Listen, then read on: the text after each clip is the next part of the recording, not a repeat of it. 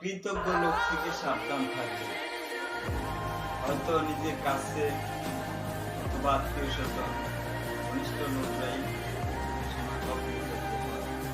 আপনি তাদেরকে যতই সন্তুষ্ট করতে চাইবেন, মানবতা দেখাবেন, উদারতা দেখাবেন, কিন্তু কিছু লোক আছে ওই আপনার অবদান স্বীকার করবে।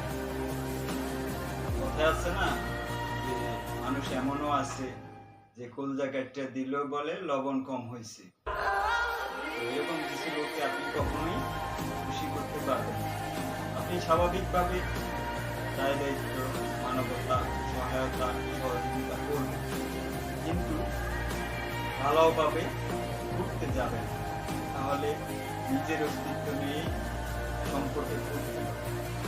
অতএব আমাদের সবারই এই বিষয়ে সচেতন থাকা উচিত যে সহায়তা সহযোগিতার ক্ষেত্রে পরিমাণ মতো এগোতে হবে।